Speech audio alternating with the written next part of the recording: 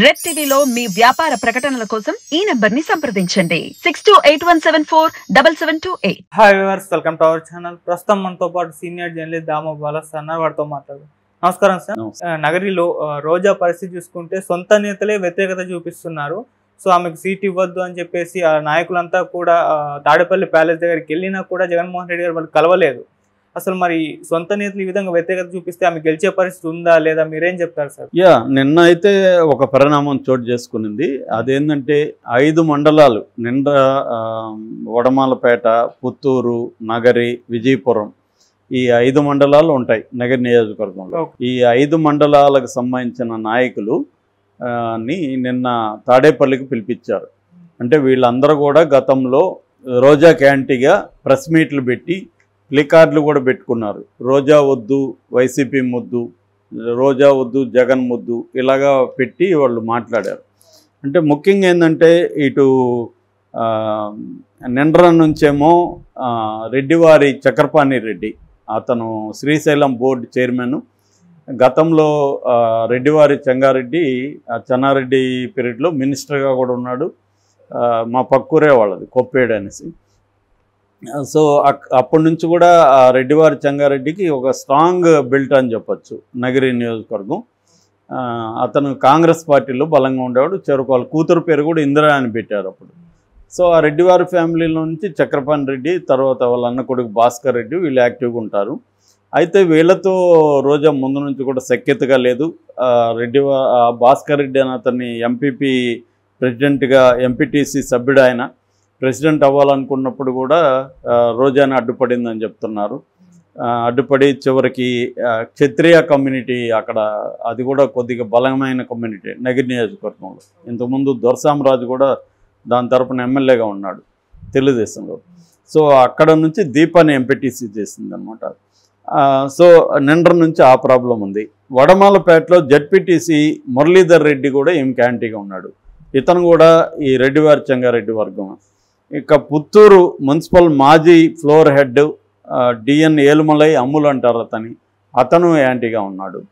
నగిరి నుంచేమో ఇది ఎప్పటి నుంచో ఉంది. మున్సిపల్ మాజీ చైర్మన్ కేజే కుమారు, వాళ్ళ భార్య కేజే శాంతి, వీళ్ళిద్దరికి రోజాకి పడదు ఎప్పటి నుంచో. మా మధ్య జగన్ వెళ్ళినప్పుడు కూడా, నగరికి వెళ్ళినప్పుడు శాంతికి రోజాకి షేక్ హ్యాండ్ కూడా కల్పించాడు, కానీ వాళ్ళిద్దరేమీ కలవలేదు. ఇక విజయపురంలో లక్ష్మీపతి రాజు, అక్కడ క్షత్రియ కమ్యూనిటీ అయినప్పటికీ అతను కూడా యాంటీగా ఉన్నాడని చెప్తున్నారు. సో వీళ్ళందరూ కలిసి మొన్న తాడేపల్లి వచ్చారు. జగన్తో కలుస్తారు అని పిలిపిస్తే రోజంతా వెయిట్ చేపించి ఈవినింగ్ ఏమో రేపు రండి, రోజా వస్తుంది, రోజా సమక్షంలోనే మాట్లాడదాం అని అన్నారంట. దాంతో వీళ్ళకి కాలింది. ముందు మా బాధలు సపరేట్గా వినకుండా రోజా సమక్షంలో ఏం మాట్లాడతాం, మేము కంప్లైంట్లే కంప్లీట్గా రోజా మీద, రోజాకి టికెట్ ఇస్తే మేము ఓడిస్తామంటే మళ్ళీ రోజాతో మమ్మల్ని కూర్చోబెట్టడం ఏందని కాలి వాళ్ళు చెప్పి చేయకుండా వెళ్ళిపోయినారని చెప్తున్నారు.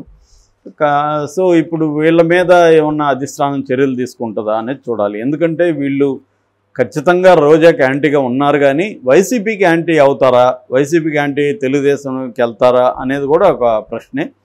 అయితే రోజా విన్నబిలిటీ అంటే గెలిచే పరిస్థితి ఎలా ఉందని కానీ చూసుకున్నప్పుడు రోజాకి బలం కూడా ఉంది. అక్కడ కొన్ని బలాలు ఉన్నాయి, కొన్ని బలహీనతలు ఉన్నాయి. రోజాకి బలాలు ఏంటంటే అక్కడ ప్రధానంగా మొదలయార్స్ అంటారు. మొదలయార్ కులం ఒక బలమైన కులం. అక్కడ మొదలయార్స్ అనేది తమిళ మొదలయార్స్ వాళ్ళు, అది బార్డర్, తమిళనాడు బార్డర్ కాబట్టి నగిరి, అక్కడ మొదలయార్స్ ఎక్కువ ఉంటారు. మొదలయార్స్ అంతా కూడా చేనేత పని చేసుకుంటారు అనమాట. మన పద్మశాల ఎలాగో అక్కడ మొదలయార్స్ అలాగా. సో వీళ్ళ హస్బెండ్ ఆర్కే సెలవం అని కూడా సేమ్ కులం అనమాట, ఆయన కూడా మొదలయ్యారు. అందువల్ల ఆయన రెండో తమిళ బాగొచ్చు కాబట్టి ఆయనది కూడా దగ్గరలోని చెంగల్పట్టు అని, పెద్ద దూరం కాదు నగరికి. సో అందువల్ల ఆయన నిరంతరం, రోజా ఎప్పుడు అక్కడ కాన్సన్ట్రేట్ చేయలేదు, కానీ ఆయన మాత్రం అక్కడే ఉంటూ ఎవరికి ఏ సమస్య వచ్చినా వాళ్ళని పట్టించుకోవడం, వాళ్ళ సమస్యలు తీర్చడం అవి చేస్తూ ఉండేవాడు. కాబట్టి రోజా ముఖం చూసే కాకపోయినా ఆయన ముఖం చూసి వీళ్ళందరూ కూడా రోజాని గెలిపించాలన్న దీంట్లో ఉన్నారని ఇందాక కూడా అక్కడ ఒక మిత్రుడితో నేను మాట్లాడితే చెప్పాడు. ఖచ్చితంగా వీళ్ళందరూ 100% రోజాకే వేస్తారు అనేది చెప్తున్నాడు. ఇక రెండవ సంఖ్య ఎస్సీలు 30,000 మంది ఉన్నారు నగర నియోజకవర్గం. ఎస్సీలు జనరల్గానే ఓవరాల్గానే జగన్ వైపు ఉన్నారు. ఎస్సీలలో ముఖ్యంగా మాలాసు 78% జగన్ వైపు ఉన్నారు. మాదిగల్లో కొంత శాతం అటు ఇటుగా ఉంది. సో ఇక్కడ రెండోది ఏంటంటే ఆ ఏరియాలో ఎస్సీస్ వెరీ స్ట్రాంగ్. మిగతా చోట్లలాగా కాదు, ఎక్కువ తమిళే మాట్లాడతారు. వాళ్ళు మదర్ టంగ్ తమిళే ఉంటుంది. వారు వెరీ హైలీ ఎడ్యుకేటెడ్. ఇప్పుడు మా ఊర్లోనే 1930లో స్కూల్ పెట్టారంటే చుట్టుపక్కలంతా కూడా వచ్చి చదువుకొని హాస్టల్ కూడా ఉండేది. అందుకని ఎస్సీలంతా కూడా మా ఊర్లో కూడా అప్పర్ కాస్ట్ కంటే కూడా ఎస్సీలు ఎక్కువ బాగా చదువుకొని ఉంటారు.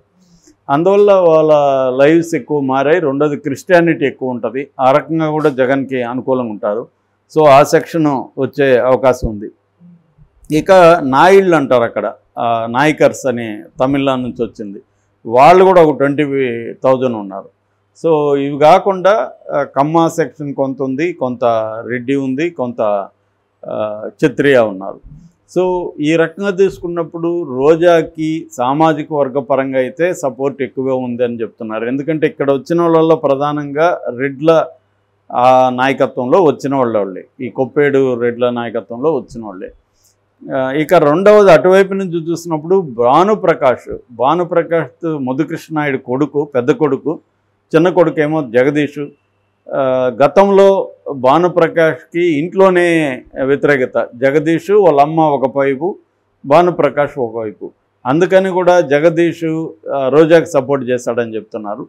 అయితే లాస్ట్ రోజా ఇక్కడ 2 సార్లు పోటీ చేస్తే 2014లో 858 ఓట్ల మెజార్టీతో గెలిచింది. దానికి కారణం ఏంటంటే ముదుకృష్ణ నాయుడు అప్పుడు ఆమెకు పోటీ చేశాడు. ముదుకృష్ణ నాయుడుకు ఉండే స్టేచరు అది వేరు, అందువల్ల టఫ్ అయిపోయింది. ఆ తర్వాత 2019లో కూడా ఆమెకి ఎక్కువ మెజార్టీ రాలా, 2700 మెజార్టీతోనే భానుప్రకాష్ మీద గెలిచింది. మరి ఇప్పుడు జనరల్గానే వైసీపీకి యాంటీగా కానీ అక్కడ ఏమన్నా ఉంటే, దాని తర్వాత రోజాకి అయితే కొన్ని విత్ ఇన్ ద వైసీపీ ఉన్నప్పుడు వీళ్ళందరూ కూడా ఓట్లు ఒకవేళ వీళ్ళు వేయరు, వేసే వాళ్ళని కూడా వేయొద్దనే చెప్తారు. అట్లాగే రెబల్స్గా మారి వీళ్ళ సమస్యల్ని కానీ అధిష్టానం పట్టించుకోకపోతే ఖచ్చితంగా రోజాకి అంత ఈజీ అయితే కాదు. అంటే అదే దాన్ని ఆమె భాషలో చెప్పాలంటే పూలబాట అయితే కాదు, ముళ్ళబాటే. రోజా పువ్వు అంటే కింద ముళ్ళులు ఉంటాయి కదా, అలాగా ఈమెకు ముళ్ళు ఎక్కువ ఉన్నట్టే కనబడుతున్నాయి. మరి ఆ ముళ్ళల్ని ఎలా డీల్ చేస్తుంది అనేది ఇంపార్టెంట్. ఇంకా టైం అయితే ఉంది, 50 డేస్ పైన ఉంది. కాబట్టి నాకు తెలిసి వీళ్ళందరినీ కూడా అధిష్టానం ఆల్రెడీ సజ్జల రామకృష్ణారెడ్డి మాట్లాడానని చెప్తున్నారు. వీళ్ళందరినీ కూడా మాట్లాడి ఒప్పిస్తారని అనుకుంటున్నాను. ఎందుకంటే వీళ్ళందరూ కూడా తెలుగుదేశంలో పోయే పరిస్థితి లేదు. ఇప్పుడు రెడ్డివారి చెంగారెడ్డి కుటుంబం ముందు నుంచి కూడా కాంగ్రెస్ కుటుంబం, దాని తర్వాత వైఎస్ఆర్కి వచ్చారు తప్ప తెలుగుదేశం వైపు వెళ్ళలేదు. కాబట్టి వీళ్ళకి ఏవో కొన్ని ఇష్యూస్ ఉన్నాయి కాబట్టి వాటిని డీల్ చేసి వాళ్ళకి హామీలు ఇచ్చి రేపు గవర్నమెంట్ వచ్చినాక ఎవరెవరికి ఏమేమి పదవులు ఇస్తామని చెప్పి అలాగా వాళ్ళని సాటిస్ఫై చేసి పనిచేయించడానికి చేయాలి. రోజా కూడా తన ఇగోగా అవన్నీ వదిలిపెట్టి ఇప్పుడు వాళ్ళతో కలిసి పనిచేయాల్సి ఉంది. వాళ్ళకి ఏమన్నా అవసరాలు ఉంటే తీర్చాల్సి ఉంది, ఇవన్నీ చేయాల్సి ఉంది రోజా.